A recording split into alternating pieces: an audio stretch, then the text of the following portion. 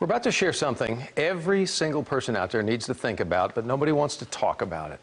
If you weren't here tomorrow, would your family know what to do, how to find important information that you know, how to access that information? COVID has created this awful struggle in too many households, so I want you to get ready to take a few notes for the next 3 minutes.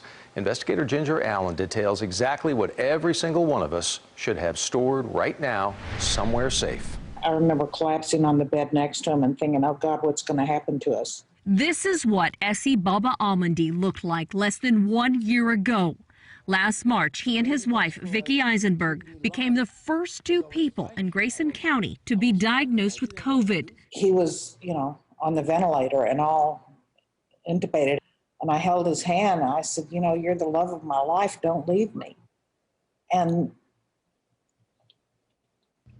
doctors thought Baba Almondy was going to die. Did you feel like you were dying?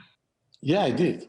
And for a week, they weren't sure about Eisenberg. Arlo really took over for our lives. Arlo Eisenberg is their son. They were preparing us for the worst. Even though he only lives an hour away, Eisenberg realized how little he knew about his parents, from important financial information to personal details such as neighbors' names to passwords. Did you know the passwords to your parents' phones? Absolutely not. It's not until tragedy strikes or until someone passes that most people think about these things. Ironically, Eisenberg's own cousin and her business partner had been thinking about these things. Long before COVID hit, Abby Schneiderman and Adam Seifer wrote, "In case you get hit by a bus." You both just shook your heads. No, it's not morbid.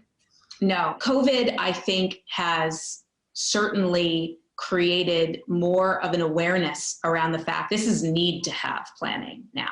The book recommends thinking of all the passwords that could completely lock someone out of your life, not just financial accounts and websites, but also your phone and computer.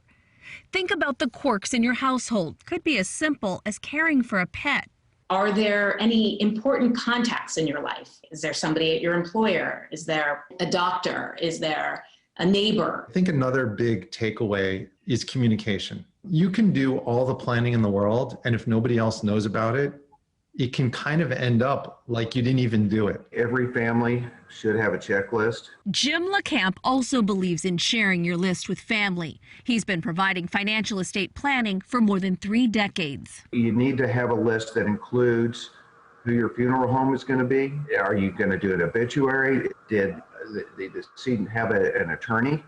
Did they have a will? Who has your birth certificate? What your social security number is? Even the little things. Where are your social media accounts and passwords? How are your pictures stored?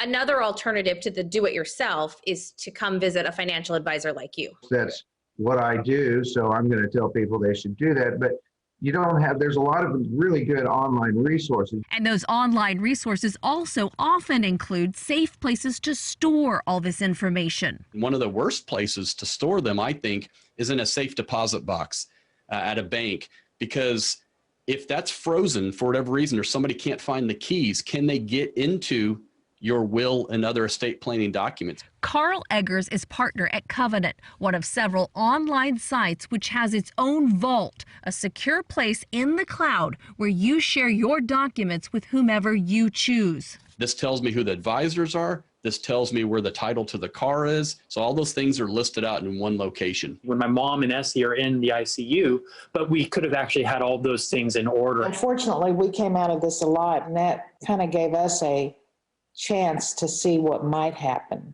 and be better prepared. So as you can see, you can turn to books, to websites, or to advisors to get help. But if you are looking for just a simple checklist, we've put one together for you using this book, and I've put it on our website, cbsdfw.com. I'm Ginger Allen, CBS 11 News. And share this story from our website with everybody you know.